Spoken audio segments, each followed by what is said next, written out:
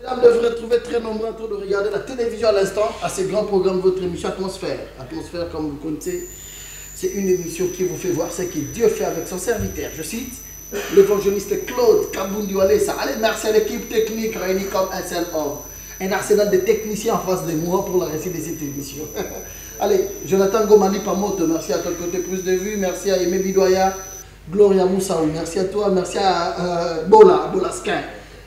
Pour la réalisation de cette émission. Du côté Régie et Étienne Ilomo, merci à toi. Moi, c'est Gédéon du ciel. Comme vous le connaissez, Atmosphère.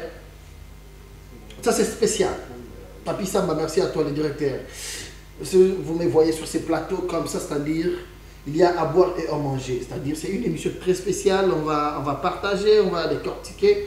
Comme je venais de le dire, c'est une émission qui vous fait voir ce que Dieu fait avec son serviteur, l'évangéliste Claude Kabundi Walesa. Les gens me posent des questions chaque jour, matin, midi, soir. On m'invite par-ci, par-là. C'est quoi le phénomène Walesa? Chaque fois, ils ont dit, vous voyez que je ne sais pas Walesa. Vous avez Walesa. Ah, vous voyez dans les réseaux sociaux, ça. Vous avez calmement. Vous avez dit, vous avez dit, vous avez dit, vous avez dit, ça fait du bien. La réponse est que Pasteur Walesa, c'est un messager. Pasteur Walesa, c'est un messager. Un messager vient avec un vent. J'ai toujours expliqué aux gens que tout à l'heure, les messages du prophète William Mario Branham, comme le prophète de Dieu. Nous sommes en direct, je vous signale. Vous avez des questions, n'hésitez pas à nous poser, appelez-nous, écrivez-nous, on va vous répondre. On est en direct. Le prophète William Mario Branham fut un serviteur de Dieu. Dieu l'a accompagné. Il fut un messager. T'as voyé, Aya a s'installé un message. Aujourd'hui, il n'est plus, mais le message est resté. Il y a des églises où les gens partent avec croyance que le prophète a lobby. Le message à William Mario Branham, le prophète a dit. C'est-à-dire, etikali bongo. Le message reste. L'homme peut passer, mais le message reste. Je connais d'ailleurs une église à Lubumbashi à Babranamiste. Batia la cassette, pasteur a raté. Non, pasteur a été yazate. Batia cassette, batbaye, bakoti, bavandi. Bayo qui a mambuté, yami na cassette, au Branham a été à Kalawana, batia bofrande, bazoni na banda. Mais qu'est-ce qui nous impressionne? C'est la foi où les bateaux ont présenté un message, il y a prophète William Mario Branham. Le message wana kaka ba pasali confiance lorsque batangi ba miracle façon nzambe atambola na ye.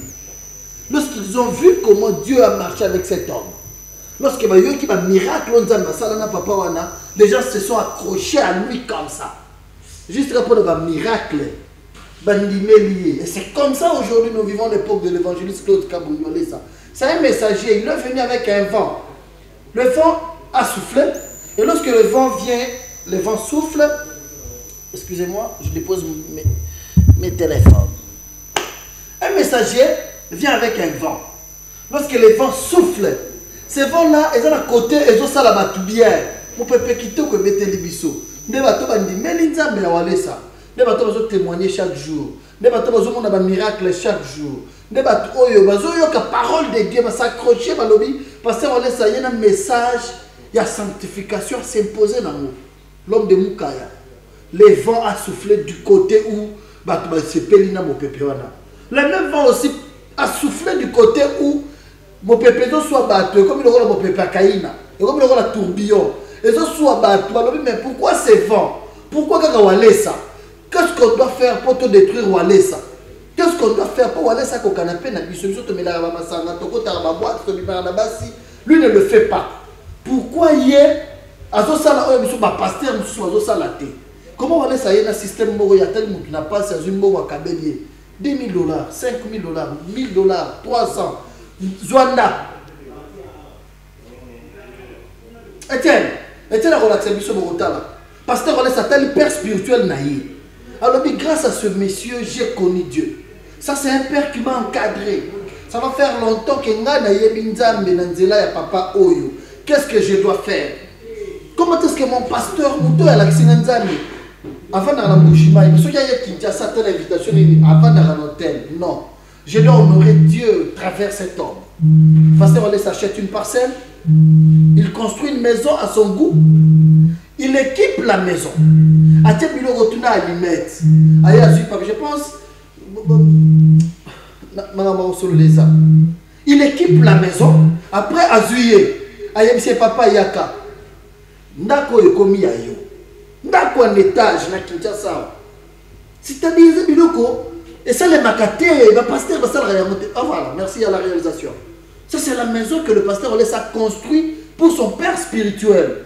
À tourner les ndako, à équiper ndako, à étage, à meubler ndako. À tirer, à côté, parce que nga la côté il na ba douche, na ba chambre nyoso na kati ndako wana. À tirer na ba panneau. La question qui courait exacte, papa n'a pas la molilité. Nous avons niveau son père spirituel a dit climatisation climatisation là c'est le jour azo kata riban et c'est papa et kota nanda ko komi yayo et ça la gâté ça dit c'est biloko ça la gâté de l'église les amis le pasteur je venais de dire dans l'une des émissions que le pasteur na Kinshasa na mesana ko kamate. Ça c'est le père spirituel, il y a pasteur Walesa, le docteur Symphorien Kabambatunza. On a construit une maison, on a équipé la maison et on t'invite. Papa, venez. Désormais, je vais là. Ndako e komi ayo. Là c'est à ça la visite na Katianda. Motema oyo mutu ya boye. Bako linga yendengeni. Vous savez, j'ai connu le pasteur Symphorien Kabambatunza. Voilà la chambre à visiteurs, la chambre à bana, il a équipé les colonnes C. J'ai connu le docteur Symphorien Kabambatunza. Voilà. Nous deux enfants. Tina Koli n'a commis papa boye, ceux qui a pembe au mobimanga, n'a tika au monde azo lelaté. Pour la première fois, j'ai vu ses papas pleurer. J'ai vu ses papas pleurer ensemble avec maman Dorcas. J'ai vu ses papas pleurer pour la première fois. Pourquoi? Parce que Kabundu Alesa a honoré nga. Na sala nzambe musala bambula na bambula. Na sala nzambe musala ceux qui n'ont voyagé là à Kinshasa na la canotte. Ata batien hôtel à 5 étoiles, ezaka un hôtel. Et désormais, il a une adresse à Kinshasa. Sa maison. Papa Zoua, parce que vous êtes mon père spirituel. Vous m'avez encadré. Et puis pasteur Olé Salom de Mukaya, Tilelo, Bandaza, Mukaya, veut dire Lingwanda. Alors, chaque fois,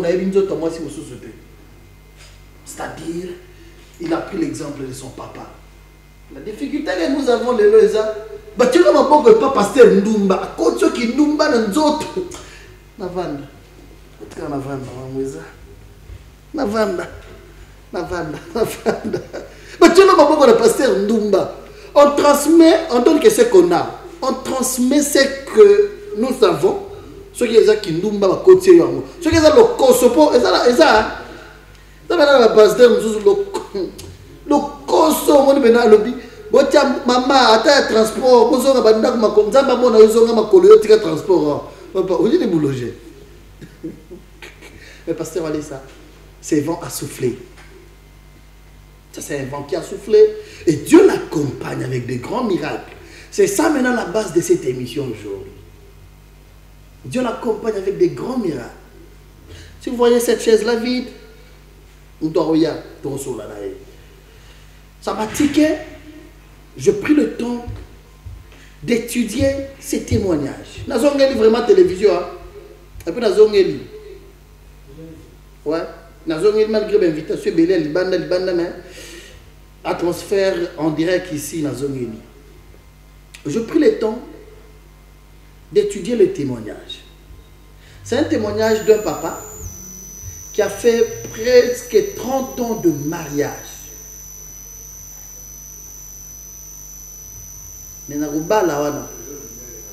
Il a connu une maladie, une difficulté. Oyo, ba maman ba gérakate, difficulté oyo ba tubako karate. Il a supporté ça, il a souffert de ça, il a fait le tour. Il y a pas place encore aux lobbies quoi, zuité, mais Dieu l'a guéri. Posez-moi la question, c'était quelle maladie? Ah non, Nzambazali. Et dans la Babylone, sous Suéza, il y a des solo et comme Elioté. J'ai toujours dit. Sauf que je suis sûr que nous avons PC dans Zoto. Mais on voit qu'il est malade de PC. Il y a un peu de ça. Sauf que nous avons dit que les gens ne passent pas. Attends, il y a des gens qui ont pendant 30 ans de mariage, une maladie, il y a 28 ans, est consommée, il y a une libala. C'est que au lieu de libala, il y a au sein de la libala, l'impuissance sexuelle.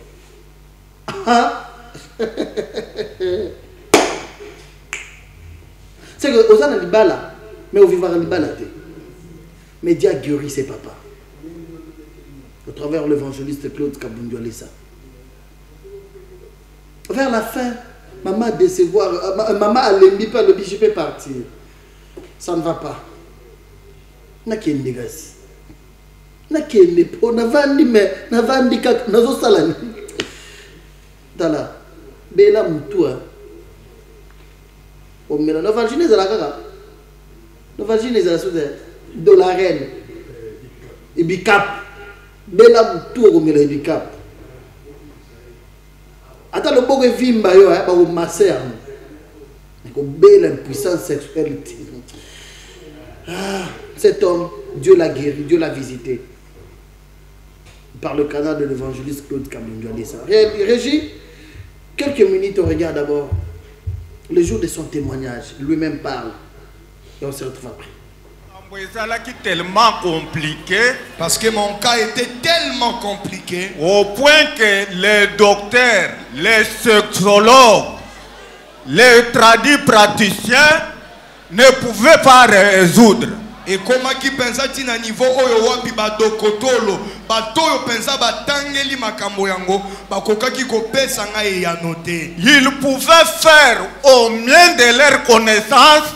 Bakokaki ko sala na ndenge bango ba yebi à la limite de leur syllabus sans succès. Bakomaki tina suka ya boyebi na bango me e ya no ezala kité. Mais gloire soit rendue à Dieu de Kabundualesa. Kasi kembo ezonga epa ya Nzambe ya Kabundualesa.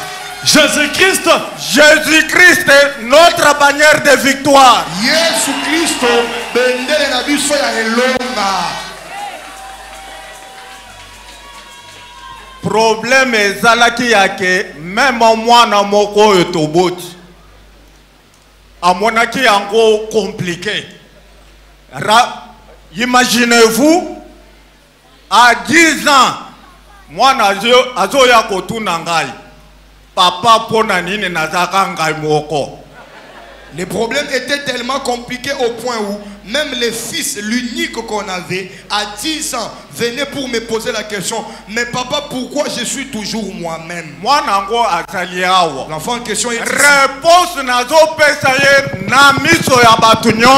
La réponse, je la lui donne devant tout le monde. Papa Nayo, Azalaki Penza, Kakandenga Lobi. En tout cas, terre, maison, mangenga. Ton père était vraiment, comme le pasteur l'a dit, je n'ai pas de terme.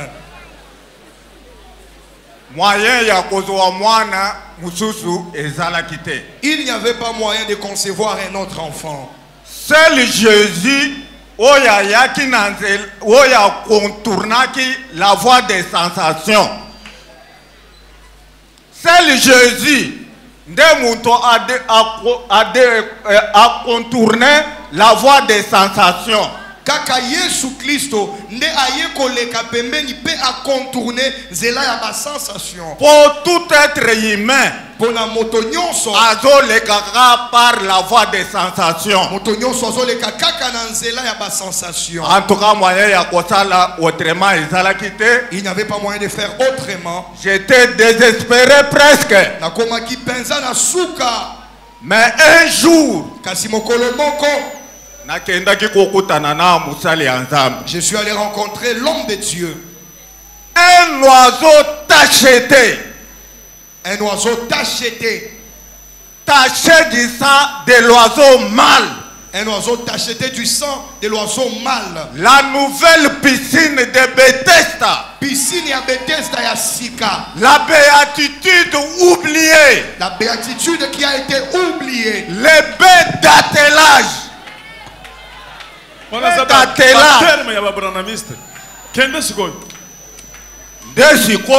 C'est alors, et même qu'il venait de dire, une simple prière. À cause d'une simple prière seulement.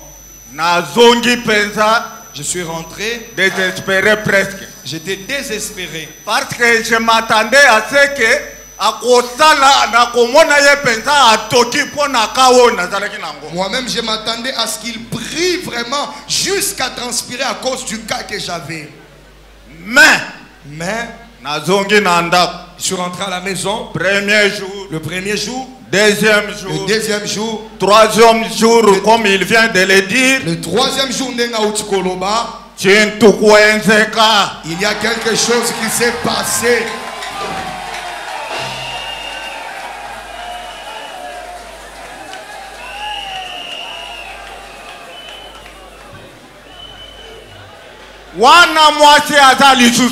En tout cas, là, je n'avais plus de femmes. J'étais moi-même. Moi-même.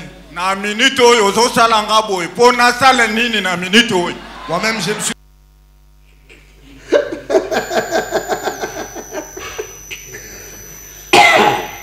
Ah oui. Pas le bien. Là, après prière,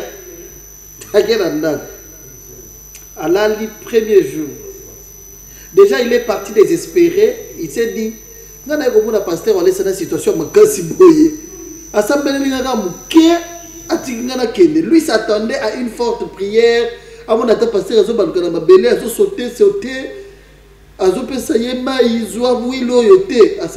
nom de Jésus-Christ, c'est Papa Kei, désespéré. Mais à la il y a mis balai, il y a mis sat, ami mon zongi papa pour moteur ya ki mobile kufaki. Ah oui, kufaki. Ami mon zongi papa. Or maman si akenda ki déjà tikela genda ko lobi mais ndako oyo. Nali aka fufu. Ndako oyo. Nala taka bilamba. Ndako oyo. Moteur eza na panne. Na sala nini.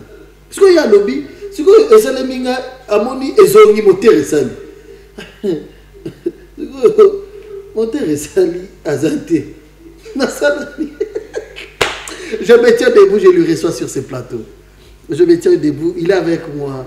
Il va nous expliquer la souffrance au Yakutani Nango. Il va nous expliquer aussi la joie qu'il a aujourd'hui. Souffrance au Monaki.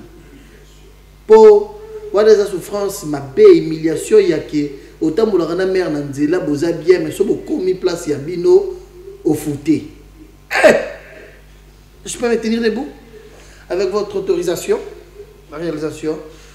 Papa, venez, venez, il y a un peu sur là. Il y a un peu sur là. Ah oui. Père, bonjour. Bonjour. CPD. On vous appelle comment? Ben Bateka.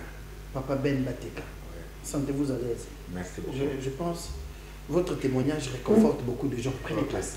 Merci. Votre témoignage réconforte beaucoup de gens. Ça nous permet à comprendre que Dieu existe. Sentez-vous à l'aise. D'abord, quelles sont vos impressions? Vous êtes à la télévision. Aujourd'hui, on veut parler de votre expérience. La souffrance passe au Monaki pendant plusieurs années. Et Dieu vous a guéri. Quelles sont vos impressions? En tout cas, Mingi Akoloba Izate, est-il que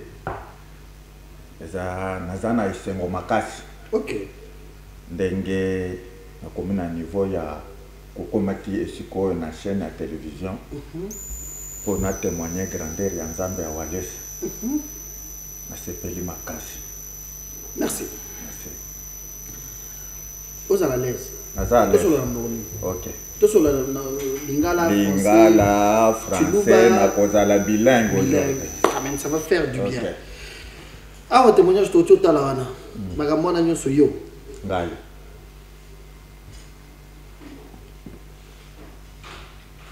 Et combien là une parce que vous avez fait combien de temps dans le mariage? Bientôt 30 ans. 30 ans de mariage. 30 ans. C'est que yango 31 ans. 31 ans. Je me suis marié en 1994. Depuis 1994. Voilà. Ndé Bali. Depuis 1994. Situation est-ce que moni yango na anini? Juste 2 ans après le mariage. C'est-à-dire tant au balaki aux alaki bien. Azalaki bien. Moteur, normal. Moteur et ça la bien. Batterie na charge nyonso plein. Plein. Hein. C'est que après 2 ans, batterie déchargée n'engeni. Et décharger pour tout est à plat. Pour ce qui est déchargé, batterie ce qui est déchargé. Ouais. Et beaucoup koningisa même et sur glace à moto. Ok. Mais on a ce que plat. À plat, c'est-à-dire c'est les batteries. Et le kwata moko na kati ya mutuka ezo sala te. Attention, il y a le lème côté batterie. La son obeta boye fouti. Oh. Et sur glace kutu koloba te. Bon, et comme elle est nini? Parce que ce qui est vrai est que batebele bazo nyokwa manango pe chaque jour. Situation wana. Batebele pe bazan nango, bazo se retrouver moteur, réseau salaté, batterie là complètement. Et belé balobaka ezala ka stress. Bamsusu balobaka eza diabolique. Bamsusu balobaka eza maladi babwakeli yo. Siko yo ya yo. Ezala gini. Yangai na kosala moi pas en arrière. Po natalisa ndenge nini ekomelinga po baye ko découvrir ka na nzambe oya walesa. Ah, c'est-à-dire yo ya yo et yo yebana na prière. Na prière. Yo tiozo nyokwa manango oyebaki te. 28 ans durant. Ezalaki te ke na vandaki na ndaku mais na banda ko sambela bisika mususu. Mais personne. Ozo sola na ba pasteur zo la tsakana. Nazo la kisango. Wana oza na souci. Souci po souci wana ezalaki na niveau. Moi yo consommer mariage ezati. Toute ma jeunesse j'étais en pâture. Oh, sorry. C'est il y a une jeunesse nyonso. Jeunesse nyonso 28 ans. Et comme là yo ndenge nini? Eza olali olamuki omoni ke batterie et comme décharger ou bien aux un moment aux linga utiliser batterie na yo omoni ke zo sala te o découvrir qu'il y a mon ndenge nini. Tango na kotaki libala nazalaki normal. Obotaki déjà un an plus tard tozalaki déjà na mwana moko. Bobotina obota mwana. Bobotina mwana moko. OK. Tobandi pe koluka mwana mususu. Nazaka na normal. À un certain moment na Monica situation wana et s'arrêter instantanément. Et ça l'a quitté que y a les lots, lobby, mbala moko. Et naye pour remarquer, vi nanga nyonso misala na banda kosala bloqué. À partir au même moment, nyonso etelemaki ka mbala moko biloko nyonso tout. Bon. Je vous laisse vraiment le temps de nous expliquer bien. Okay. Je pense que je message je vais prendre vraiment les gens, ma question, va poser ton solo là. Il y a eu moment, à quel moment au découvrir que on a commis l'eau batté, na koufikas. Les ala yo ndo za na poso pousa na pembe na maman et simbité ou bien au sami constant on a yomoko. Ou bien à quel moment on découvrir que ngai moko na nde na bando découvrir que oyeza naza déjà na problème. OK. À un certain moment moi ça y est pour découvrir pour abanda déjà à un certain moment à réclamer. Azo réclamé yo. Azo réclamé là. En tout cas, position exacte. C'est que maman. Dengue docteur koki kosala pour réanimer mutu. De maman azo lité de façon que a réanimer mais ezo simbakate. Oh, tika bon. Maman sali be fort. Wana ne bandeli wana. Wana na ibandeli wana tozo kende déjà ba 3-4 ans. Ya mariage. Ya mariage. Ils sont déjà dans la situation. Maman a vandeli yo. Ah, nyonso asali. On vous laisse maintenant le temps de nous expliquer. Bisous, tout ça pour ça beaucoup plus. Il y a expliquer souffrance na yo. Souffrance yo moni nenge bandaki. Nenge situation on attend le bandi. Ti yo bandi ko mona passe. Ba passe ni yo monaki. Oyo il a fallu que moteur les les ça la mais salité. Au moni ga ah moteur na trahir là. Il a fallu moteur oyo. Est-ce qu'il y a eu aussi un langage peut-être à ma bébé pendant les moments de souffrance ou il y a qui maman le bébé ma bébé yo mo monique ah yo ceux qui moteur na ngeza les ça là na na comment la situation était. On vous laisse vraiment le temps, expliquez-nous. OK. Et comment kanini c'était comment. En tout cas quand ndengo utiko loba ndenge na utiko loba situation wana yaki ka bongo brisque. Après avoir kosala ba kozwa mwana moko situation wana eye ko komelanga na ndako na ye ko découvrir ndenge nini tango mwasi azo forcer ngaye zo simbakate situation nyonso bloqué mwasi ye moko nde abandi kokende kozwa bongo à un certain lundi, un certain matin, ayewo awanga na yo photo kende hôpital. Kana l'hôpital bongo ezate, o nazana mbongo na kenda yuko zo epa na biso. Photo kende hôpital ba examiner yo na.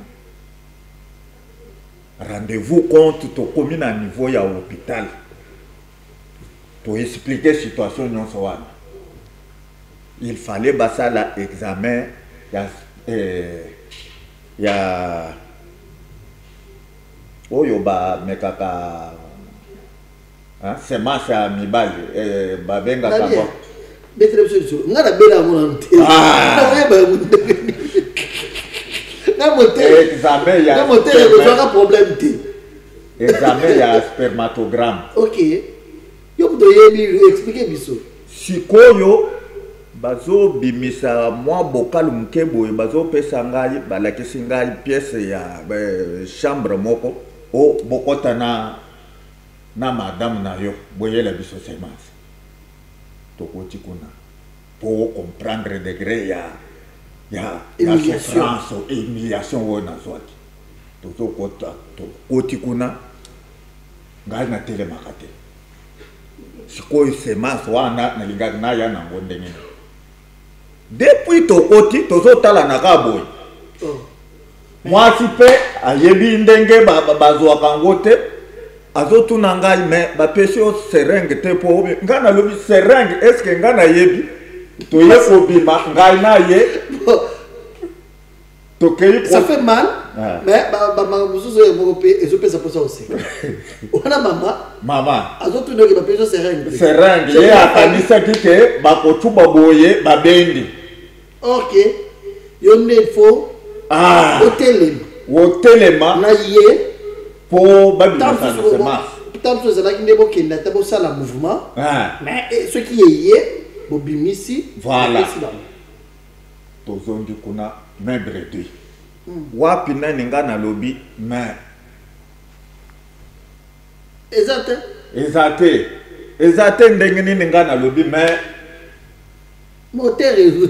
batterie efute to forcer vide ezo alimenter moteur te kopesa bastimulant ya makasi nde une semaine après tozongi baye kozwa semence sikoyo ya koforce geste aka moke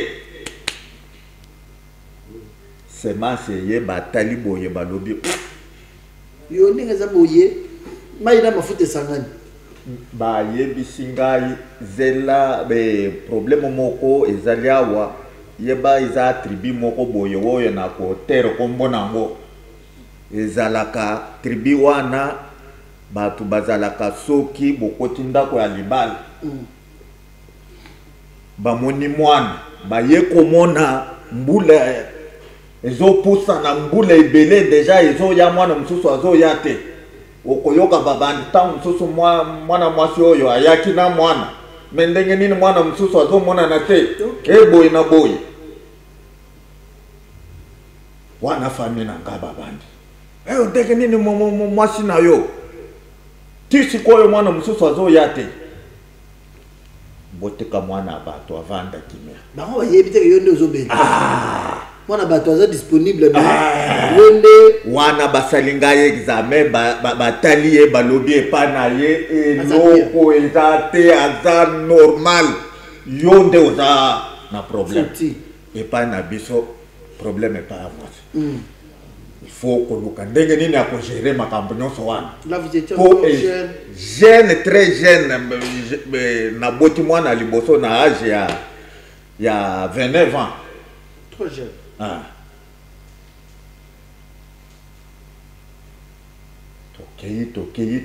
Tokei mwasi aye komona ke en tout cas oyo eza problème po ezalaki na niveau moko boye nazo katakata po ezali solo mulaye talaka 28 ans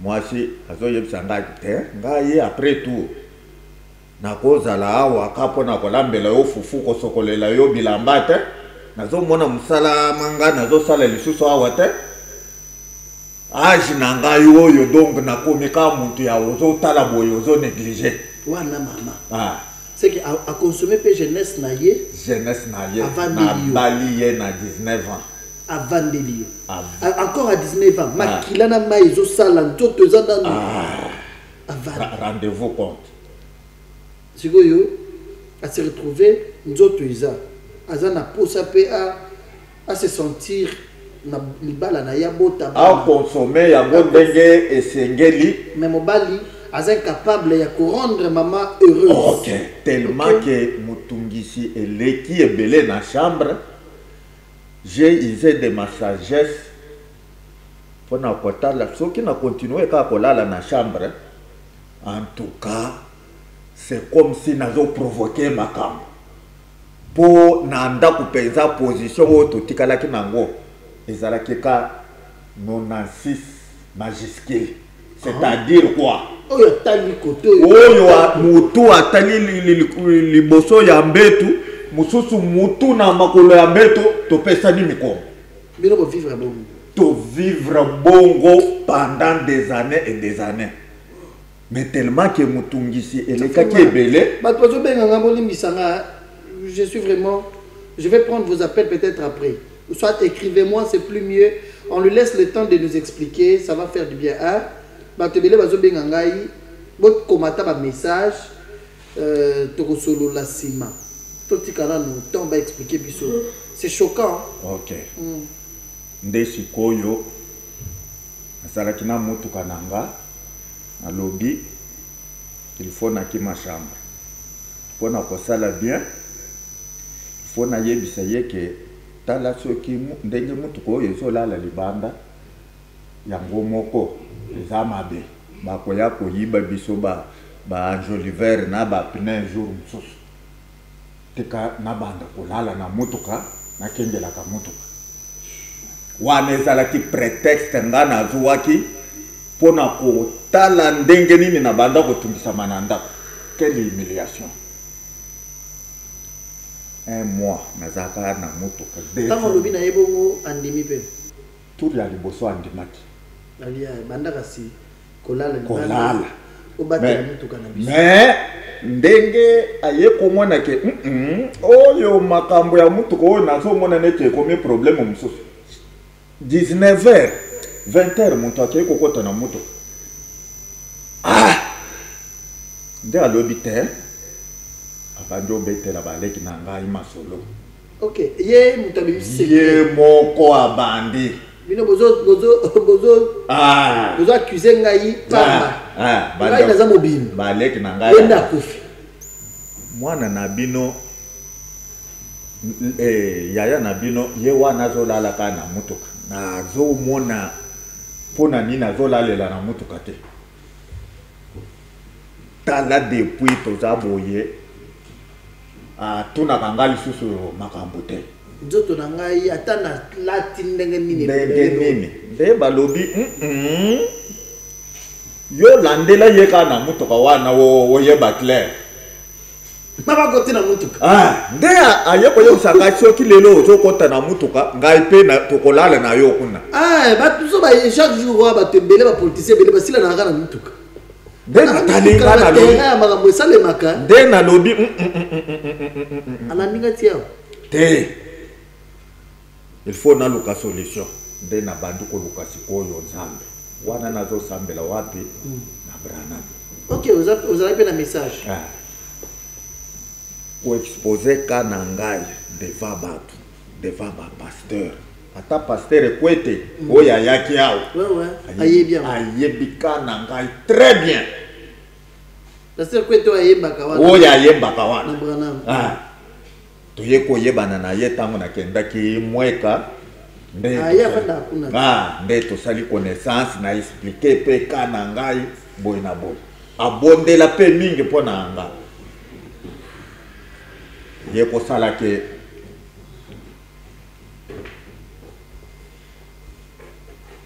partout oyo to letaki que ça soit na nzela ya losambo na médecine moderne na ba tradi praticien. Oh, que na pe ba tradi. Na ba tradi. Ba tu tradi za ba ya banzete hein. Ya banzete. Ya bokoko. Ba peso ba salelo ba biloko wana omeli ba tangawisi ba sakisa ba. Na salignon. Kuna po ba bloko za. Au fur et à mesure ozo melango, la situation ne faisait que s'empirer. Oh, c'est vrai. Donc kufa penza ya kufa ndenge muntu akufaka.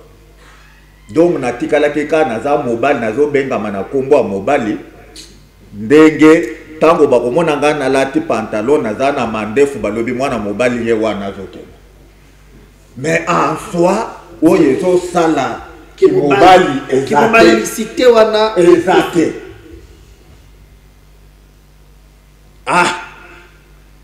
Nasuki mais soki nzambe alinga sauver monde.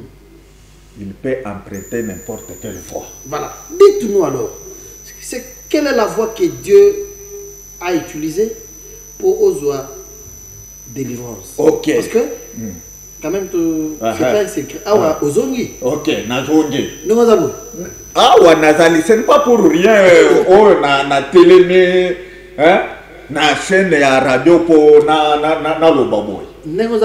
Nazaboy, na yepe. A constaté yango que en tout cas mobali azongi mama bandi kolia biloko azanga ndenge alinga ki penza aye kokutana nango abandi récupérer 28 ans c'est ndenge ozaboye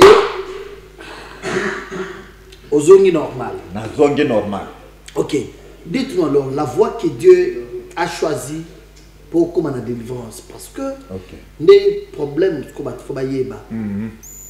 Oui, 28 ans de souffrance, il y a mon terre, ils ont salaté, moi aussi, enfin, Kendaki. A Kendaki n'est pas na bango. Les Ramona qui déjà que, en tout cas, ils ont simbakate, a décidé à Kendaki. A décidé à Kendaki. C'est quelle raison? Après, c'est quelle raison? Au moni, ce qui m'a dit, Alinga, qui est dépôt dans l'Ikambwango, à quoi alerter, tout est, à quoi profiter, quand moi, et l'eau, mon cœur. Ah, vous soignez qui quand même. To soana ki kaka mwa eloko muke. Oh, vous pouvez gérer. Oh, kutu batolere bazo yoka ko bazo seka. Wana il faut problème mususa ezala. Pona oyo to. C'est pas pour le problème wana lobi nakei. Nakei. C'est pas nangata yo. Mona batozuye. Avant de lio. Asa lo bagi na yoti. Là il faut na kende. Na ko zalaka na zo lambela yote. Ozana eloko zo salangate. A décider. Voilà. Oui, il a fallu qu'un problème ait été que Atika atali papa na yeboko atala mesa.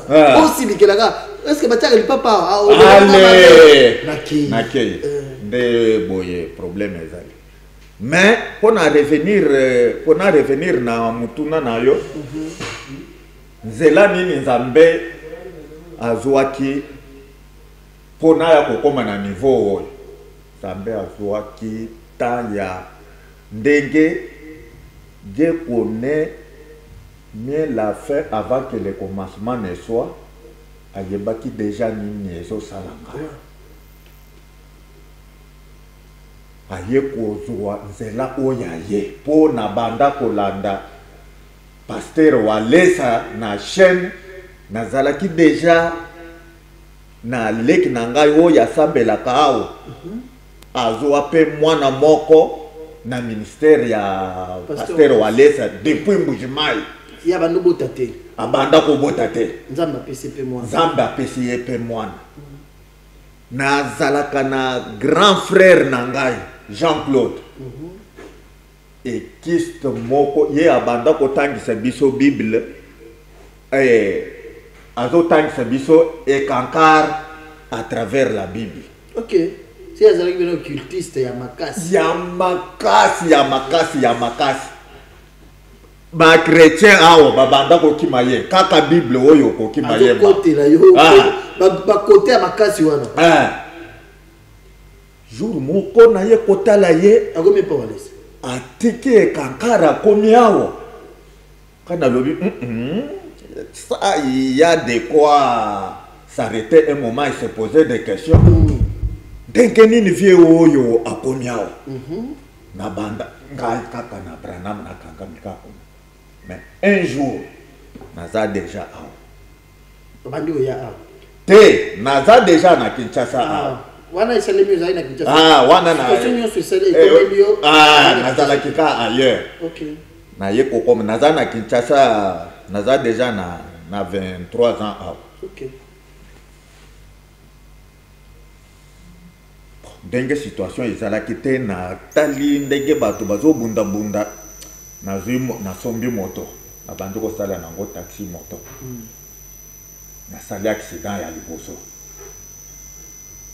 batuti nga na motuka na pont ya échangeur wana naza na Branham na pont ya échangeur malgré tout batterie ezala ya kokufa batterie ezala kika ya kokufa wana il faut wana rappel to wana naza na situation wana et comment la situation na yo normal na monaki déjà comme étant une vie normale nazo kipe lisusu te et puis moi si pe aboyaki kotungisa nga lisusu to banda kotalana na ye kana miso est-ce que aussi dérange peu moi si mosusu libanda Woko déranger yendenge nini tanke woyebi mon position yo ozanango. Ba déranger ka soki oza sirike soki a cédé ou koki ko réaliser quelque chose. Mais oyebi déjà que naza moteur ezana pana. Woko forcer ko kende voyage ndenge nini. Woko kende ta? Desi koyo l'air na sali accident pour la toute première fois. Oyo na yokaka ke bato balobaka yo na yoki voix audible pour la toute première fois. Mi kolonyoso wa nazana Branham na tikala ko sentir ya mote. Ba tamponenga na mutuka na intention ya koboto la moto. OK. Ba shego balala kana se ya pont wana baye be mutuka redémarrer bakeye. OK. Bacheke bazui moto po bakima nango wana ndenge na betaki déjà mutu na se fracture na niveau ya fémur chevauchement na niveau ya hanche lisusu problème hanche ezui lisusu problème moteur na ndenge basi bakei échangeur bazui basoda baye na bango esika wana nga na yebaki te. Mais nazo yoka mungongo moko ezolobela nga na litoyi mungongo wana ya muntu oyo aza familière epa na ngai eza kombo ya nani ya papa Walesa azoyebisa ngai tombola muntu ntango nazotombolaka muntu boye na kitisi lisusu mutu alobi tombola mutu kawoye ezo ya wana ezo achevé yo. Pour la deuxième fois na tomboli mutu nde na moni mutu ka ezo ya minuit na direction na ngai mbangu moko ya ndenge wana. L'air na tomboli ka mutu boye a repérer ngai deux frères bandio le siko aye ko telema quelques mètres akiti azo mona na ndenge ba sheke bazo kende na moto sikoyo soki mwa ko banga soki nini ayebi eloko akosala te alinga kota na mutu ko boye amoni ba wewa pe ba komi ko landana nde avi courage akotelemisa ba wewe mususu wewe na bino yeyo ba wana nani oyebite na yebite mutu pe abanda kolanda kana mutu oya amonaki tango nazalaki na se nde atunemaki. Ok. Bakei kozwa ba soda na échangeur baye bamemi ngai nkotisi ngai na mutuka wana nde bakei kotika ngai na hôpital ya Saint-Joseph. Mais papa Walesa aza na particularité moko oyo natikala komona te bisika nyonso nasambela. Pona nini? Ye ayebi bien que nasambelaka kuna te. Mais quand il a appris que muntu tel asali accident un certain dimanche namoni ye na hôpital. Aye kotala na Saint-Joseph. Aye kotala mba. Asambeli pona ngai atiki ngai pe pamba te. Atiki lo mbongo. Mbongo nyonso ya bacha mabende atiki mbongo wana. Abimi akei. Tango natikali kuna pour la deuxième fois nazozoa visite ya batu misatu ba ye kotala ngai na hôpital. Nde sika problème oyo na utiko yebisa yoke soki Nzambe alingi azuwa muntu akoki kozwa zana fana. Ah, on a évité dans ça, qu'est-ce que je saurais prendre des appels. Ah, la message c'est belé. Dites-moi alors, ni mes salemi. Tant on bat ça, tu vas aller banane. Et puis c'était quoi? Batumisa to baye ko rendre nga visite ndenge bato bayaka kotala muntu ko rendre muntu visite na nani. Mais moko na bango azalaki na photo ya papa Walesa. Na sengi photo wana pesanga photo. L'air na zuika photo. Sur place bango batelemi wana. Même mungongo na yokaki. Tango batutaki nga na moto. Eye lisusu. Bazo yebisa ngai ke zo photo wana bambango na miro o banda kotala ngo. Wana na hôpital wana. Wana na hôpital. Ti balakinga bakei na tikali na photo na yebisika madame zo photo oyo bamba ngo na miro. Alobi pona nini na expliquer ye pe abambe. Wana madame akenda ina nte. Madame asala ke ka mbula moko. Madame to keneka na suka wande. Na suka wo. OK. Nde ba ye kotala, ba ye ko découvrir. Walesa ye kotala ngai pour la deuxième fois. Tango ye atali na mbetu na che photo na ye. Atikali koto na même pas ngate. O photo weche yango pona nini? Aye atali ngai abimisaka lisusu mbongo. Apesi ngai akamati nzela ake. Nde na ye kopema na hôpital. Un mois plus tard, nazui lisusu nazongeli lisusu musala ya moto. Wana na ye awate nazongeli lisusu na Branham. Ozonga na église na yo. Pour la deuxième fois, bazo tamponner ngai lisusu na mutuka lokolo oyo etikalaki ya bien. Batuti ambe. Et bokani deux fois.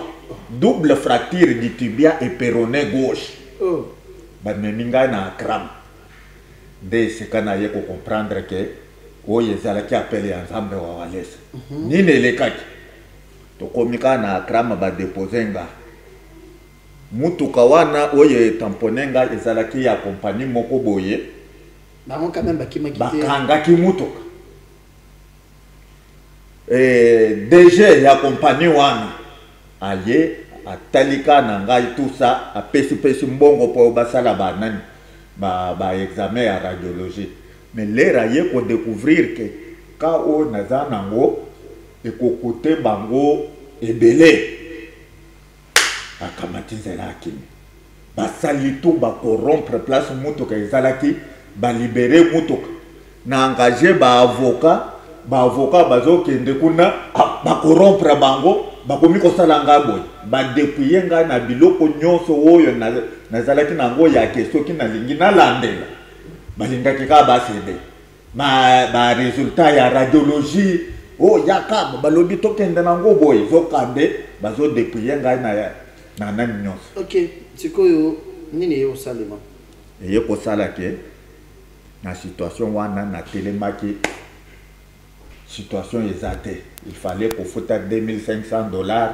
oyo ezalaki te basali nyonso ni baavocat balie mbongo badoktere baabandone nga na mbeto ya hôpital natikali ka na situation wana nde nabandi omituna ngai moko nga nalobi nzambe lokolo ebukani oyo eza blocage nini oyo bakoki kodeverie te ngai makambo ka ya makasi boye eye kosala ke un certain matin mwasi asokoli nga nzoto akeye epai na bango mpo akende ozoela nga biloko nde nakotani nango sikoyo mwa pongi moke namonika moto akoti na hôpital alati pembe wana pongi na pongi alataki chapeau munene chapeau wana alataki yango de telle façon amasker sa physionomie apusani epai na ngai alobi obukani wapi nalakisi ye abandi osimbaka azosimbanga ntango nalingi natala ye boye azokimisaka elongi azotala mopanzi lera asilisi asimbi ngai na mbeto boye alobi telema wobiki nalamuki na mbeto na telemi wana na pongi alobi tambola nasali quelque part naye kozonga alobi ok oyoki bien nga naketi nde nayebisi ye te okokende bongo te osali nga likambo ya monene boye okende sanke namona yo longola nanu chapeau natala yo alongoli ka chapeau boye elongi ya papa walesa nasituki nga na pongi kana eloko oyo nayebaki ke eza réalité ezokande ndoto nazaka na mbeto nakokende ndenge nini 3 jours après seulement même voix yelinga na matoi oyokaki déjà bien awa ozozela nini telema ozokende sikoyo yebisanga na muntu aza na double fracture du tibia et péroné gauche donc lokolo oyo ka misisa moto etikalaki ezotini donc moyen kutu ya kobouge soki ozobouge ya osalika mouvement moke ozoyoka ndenge mikuwa ezolela.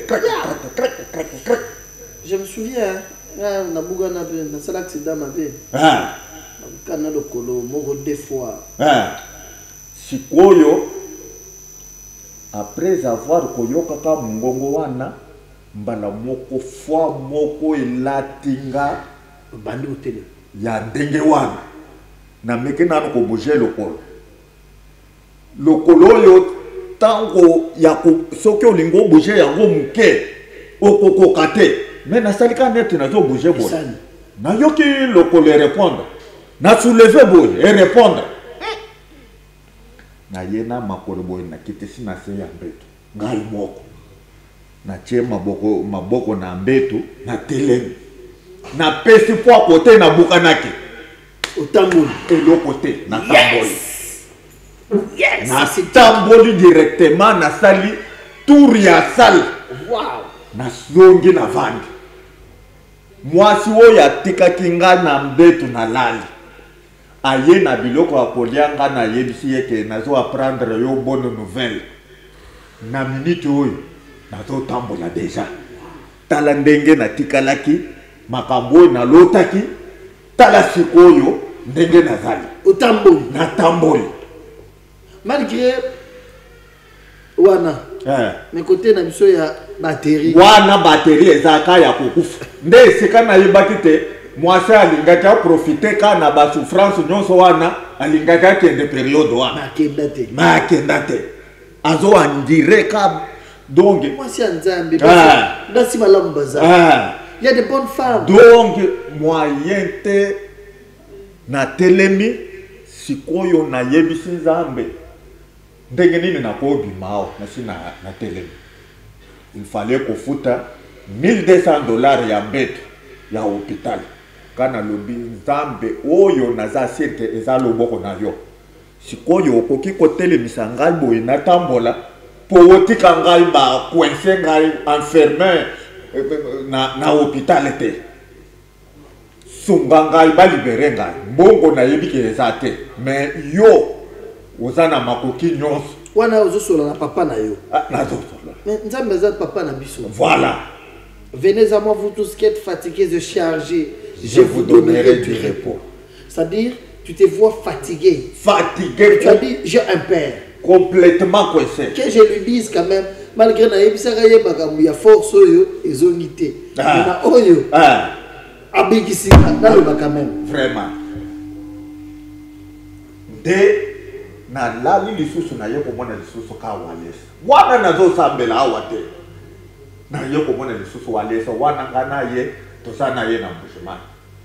Nazo ye bisa ye ke papa nazana mbongo ya kofuta biye ko kende Kinshasa te. Alobi akalobi ozo wa biye. Na ye lobi abibisi mbongo ya biye apesenga na situki lisusu na konge. Kana le oyo eza déjà réponse na requête. Billet oyo apesenga pona futa avion na kende Kinshasa eza billet ya sortie. Nzambe soki ndoto oyo yende po olobaka tantôt d'une manière tantôt d'une autre. Soki oyo eza message oyo otindelinga sala de façon que mundele oyo na landi ye mikolo ebele tika ete ye moko sikoyo aya kolanda ngai na biye wana na kokende kotala ye lisusu te. Ok, amen amen. Nazwi ka babeki nazo kosa neti naza ya kobuka na woro nazo tambola deja na ye na vandika liboso ya bureau ya mundele de façon que place avandi azala kotala nga yepe mbala moko atalinga mwana mwasi mususu aye avandi na banka pembeni na ngai wana azalaki na secret na ye azome namoneka mundele abimisi mbongo apesi travailleur na bango moko kende opesa tata wana moto wana ye na mbongo mundele wana apesi atindeli yo mbongo natala boye azosalanga boye nazwi pe nalobisa commence Dieu entre enseigne.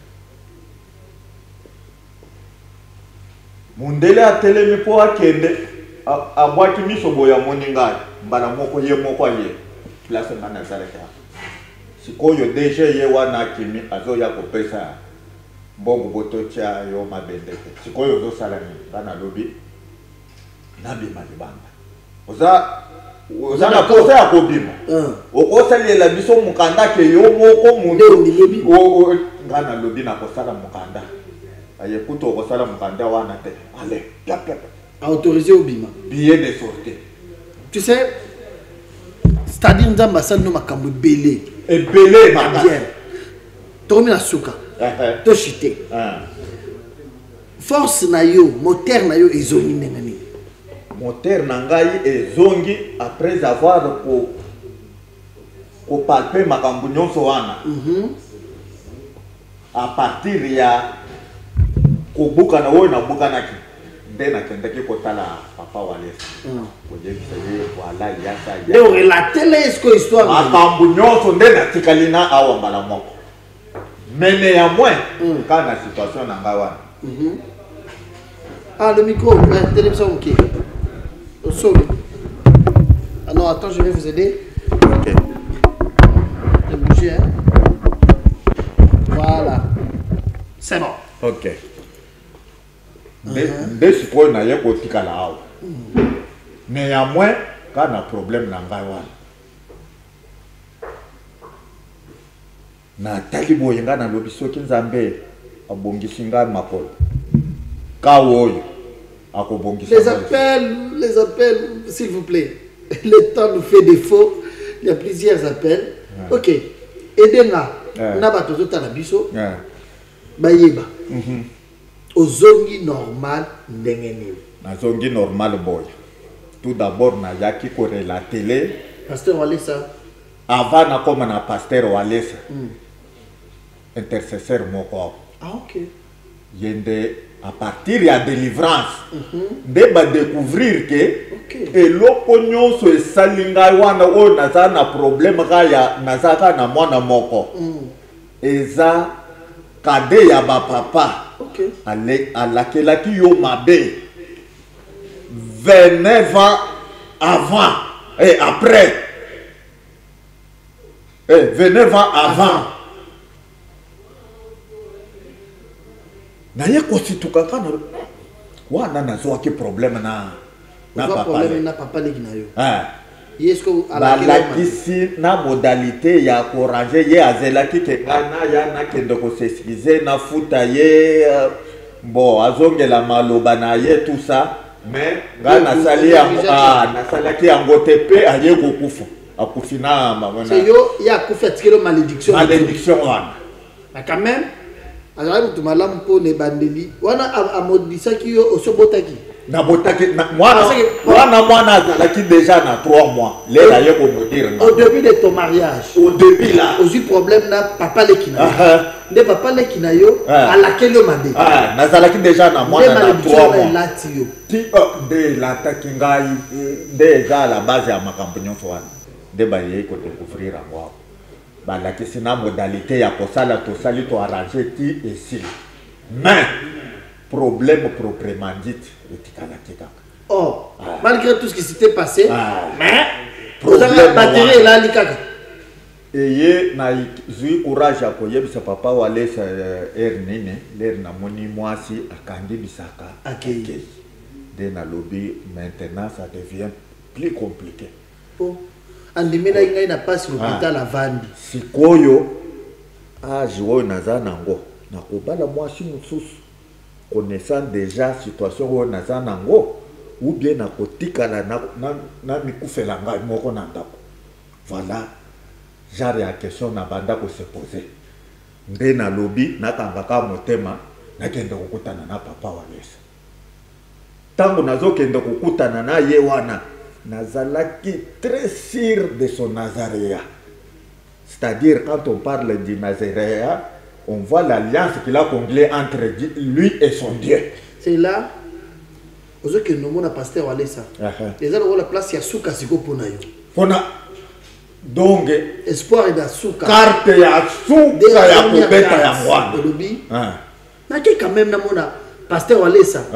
Na yebisa ye que moi si na ngati akeboyi tinga na tikali boyi naza na problème ezinga bambula nyonso c'est tina tambola raboyi naza mobali te vraiment po moteur nanga ekufa batterie ezata lobati te elala elala penza batterie komi malili na yebisa omo mosala nzambe tango yebisi ye na kei réaction na ezala kindengani na kei na kutani na ye na yebisi yeke awa nazaka ndenge ozomona kotala mo pantalon oyo na mandefu te ngai nazalaka te lokola mobali pendant des années awa tozoloba mwasi akamati nzela akei epai na bango kana croyant ke eloko wana na komona akozala penza mais calme na ndenge na ye ya kominimiser n'importe quelle situation donc ayebisi ngai kaka likambo wana ebandaki journée nga na lobi ba mbula ebele nazala kika na mwana na 3 mois c'est bana 3 mois ti nazana yo ti nazana na meka na tikala ko mekata muke boye yake na mekata o ba poza bisota o bandi o ekatité yango jour pour jour nuit pour nuit tozotala na ka boye mais moi je supporter yo na nani wana wale salobi OK foka mana bonde la pona yo OK na foka ndu nzambe sungaye boy na boy amen une simple prière amen amen amen amen na télé qui passe na yekoyo kapasi ngana lobi tango na yaki awa na yebaki deja ke nde suka yango mais ndenge azanete indifférent na problème wo na ye nango ya makasi boye pasteur kama na zongi na déception na yo na déception na ngai na ndako na mwana kike eza muke wana ye kokomela ngai munene mwasi azate tout ça après prière OK yo lali na lali premier jour deuxième jour troisième jour tongo nango na yoki kapopoloko omoni tango soso ke aleli na soso ya mobali soso ke aleli na tongo te c'est-à-dire soso wana azobel na moyi okomona kaka okokonfirme ke soso oyo ndenge alelaki na tongo te yango wana azobel so yoki soso eleli na ye ko se retrouver na zongi normal mbala na tongo wana omoni kaka sikoyo nde nalobi boy est-ce que nakanisaki ou bien nini omoni ndoto c'est wana tu ozoloba wana moteur 28 ans durant moteur ekofreye yo na 28 ans pona koya ko assister na likambo bon nde nalobi Nzambe soki eza yo répondre prière ya mosali na yo tika ke biloko oyo e continuer tina moyi na banda ko vivre ka même scène e komika ozotambola na nzela boy yango moko wosali boy yango moko siko wana eza zela ezo ya soki ozotambola moni ba mama baleki liboso na yo makanisi ye bien kutu loin de moi cette idée-là. Yango moko automatiquement moteur epeli yango moko. Sanke wotala muntu sanke wotala ni. Siko osali na mama. Obengi ye ou informer ye. Awa ba mama leki na ye basambela ka. Ba woyo ba yebili ka mwango. Ba camarade na ye bazali awa. L'air na matika na liboso pona témoigner. Moko abimi ameki ye babengi ye oyo témoigner ya ye bando sur la soute ya azalaki déjà epa na bango wana pe ochenetika ya size one mobile abengi babengi ye aye kende otala zala déjà na télévision tala mobile na yo azo témoigner makambo na bino ye pe avandete alandi nyonso ti ya silisi lera ye koyoka place papa walesa azoloba na église entre ye na mwasi nani asali mabe église bakangi mwasi nde asali mabe alobi te namikende nde aye sikoyo kotalanga tokomi na suka tala botielanga mama wana tozwa mama 3 minutes epuis tozonga to clôturer nde seke ti ayaki wana ayaki ndeka po aréagir azotala na ndako église ezolobaka ye asali mabe po akendaki me bamoni 28 ans wana supporte me nde sikoyo ye moko aye kotala ngai alobi nalandi yo bien me makambo oyo balobi wana ke ngai naza mabe nabanzi te ke bato ata 4-5 bakozala wana oyo bakoki kosupporte makambo toyokana ambe apambola yo ozala na longue vie tozwa pe mbongo tosepela mpe ndenge bato nyonso basepelaka na ndako tozwa pe mbongo tozwa pe mbongo au vivre à paix bien, pour supporter mingi. Esengeli no sanango. Papa naza na esengo ya komona mobali na ngai ndenge nzambe asali aske nga moko na vivre yango oyo na banda komona te namoni yango nasepeli na loboko ya nzambe awalesa oyo asali naza na esengo makasi Koyamba ye kasi master.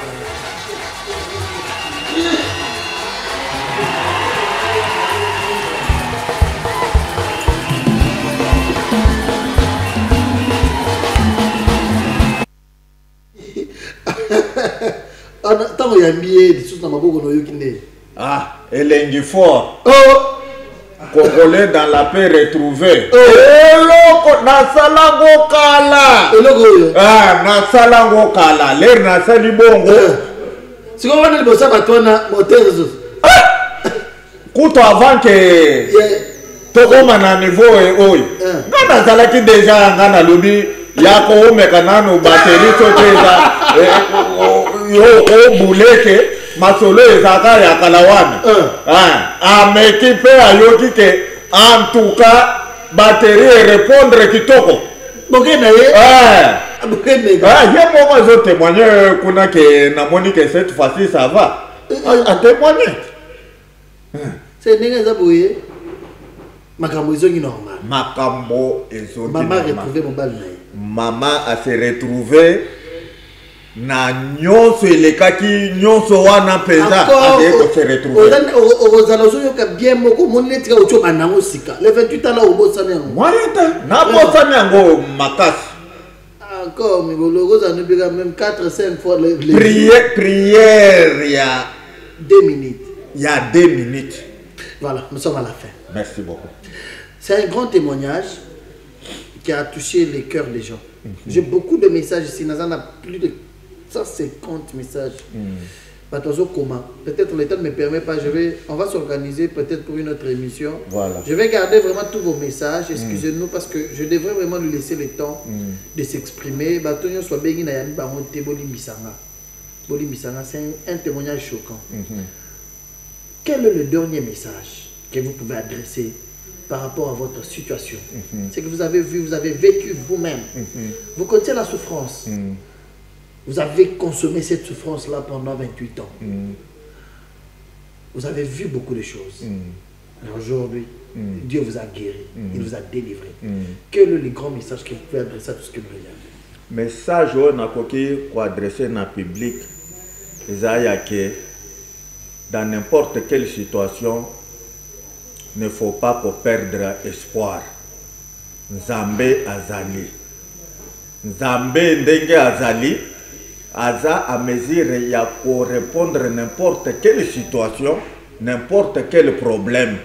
Ne perdez pas l'espoir. Venez palper. Oyongai na palper. Juste après mon témoignage, bon monaki ebele ya bato oyo bayaki na chair bazalaki na bazana ka lokola ngai. Makambo zoloba wana bazolanda ngai tina cité. Nazo yebisa bango ke ba garder espoir, bazala na courage ya ko yebisa musali ya Nzambe problème vérité. Neti ba mususu na yebisa ki bango ke bato bazaka 3 oyo soki oyebisi ye vérité na mokili awo o ruiner toute ta vie. Baza 4 5 te 3 Yaliboso Muntu ya liboso aza médecin. Yamibale Yamibale aza avocat. Yamisato aza pasteur. OK. Bato misato wana ta ya ko décortiquer makambo nyonso oyo ngana lobi. On aura le temps. OK. Bon, ça c'est un grand témoignage qui édifie beaucoup de gens. Merci. Ah, merci, merci beaucoup. Denge na zwaki courage ya koyebisa pasteur vérité. Vérité wana eye komemanga na solution. Lelo ozongi normal. Lelo naza normal, calme. Ezali susu makambo a mécanique te. Ozo sala entretien moteur. Et donc ils ya automatique entretien pour tout. Merci beaucoup. Merci beaucoup. Je vais vous demander dans une minute, regardez votre caméra là, adressez un message au pasteur Walesa. S'il faut que vous parlez avec lui, il vous regarde dans une minute au bout Pasteur Walesa, avec tout le respect que je vous dois en tant que Moussali Nzambe, en tout cas, Ozana Nzambe. Ozana Nzambe pona nini na vivre penza Nzambe na yo à travers ba difficulté nyonso na affronta na vie na ngai. Oza la tourterelle femelle ndenge na lobaki na Ancien Testament ceux qui balingi ba résoudre problème ou bien cas compliqué babanda ko se servir na deux types d'oiseaux, la tourterelle mâle et la tourterelle femelle. Babanda ko zuwa tourterelle mâle bakati ye mutu bazui makila na ye basopina masala ya tourterelle femelle batiki tourterelle femelle wana batiki ye apumbwe na makila ya l'oiseau mâle sur ses plumes en train de faire le tour du monde. Makila ya tourterelle mâle oyo ezalaki na mapapu na yo, une seule goutte mal localisée. Mais voici les ostalangana pas si vraiment na zongi muntu. En tout cas, ya mingi ya koloba ezate zambe na yo azana bomoyi. Continuez ko servir ye na ndenge longobani de façon que mukumba oyo ozana ngo et mona lobiko à travers musala oyo ozosalela Nzambe. Merci. Je suis obligé d'arrêter par ici avec un peu. Vous avez réussi à un peu moi la pinzoli parce que je me suis mis à votre place. C'est une souffrance que vous avez endurée. Vous avez réussi à me faire pleurer par ces dernières paroles. Merci à l'évangéliste Claude Kabungalesa pour tout ce que vous êtes pour nous. Moi, je peux vous demander de garder toujours les dieux tels que Omisala, ami du Saint-Esprit. Je suis vraiment à temps plein avec lui. J'ai compris comment il fonctionne. C'est quelqu'un qui a une charge. Pas pour son intérêt, mais pour l'intérêt de d'autres personnes. Pour Nababino, pour Nababiso, pour Nabatobazota Labiso. Bato ba fingaka, bato ba salaka be mission, bato ba yaka na ba makambo koluba ya mabe, ceux qui ba yebaka. Mosala Nzamba pesa yeka pour na a sauver bino boyi. Peut-être les gens ne parleront plus. Pasteur Walesa, vous êtes une bénédiction pour plusieurs. Vraiment. Merci pour tout ce que vous faites pour nous. Merci. Vous sauvez les gens partout dans le monde. Votre Dieu guérit, votre Dieu délivre, votre Dieu bénit, votre Dieu donne la forme aux gens. De partout dans le monde, votre Dieu donne la stabilité aux gens. Pasteur Walesa, même saluant ce traitant dans l'été. Vraiment. Même saluant ce traitant dans l'été. Je suis obligé d'arrêter par ici. Abonnez-vous sur un transfert officiel dans YouTube, Borolanda. Témoignage au mobile Madango. Merci beaucoup à vous tous. Vous nous avez suivis de partout. Aux dans la même situation, il y a impuissance sexuelle. Comme il comment on a été que Silipo Nayo. Appelez-nous, venez à l'église. Ma faute à bon côté. Bon, qui s'est rendu Nzambe. Nzambe a rozala pas Nayo. Nzambe a remis mon isa rosungayo. Je suis obligé d'arrêter par ici. Merci.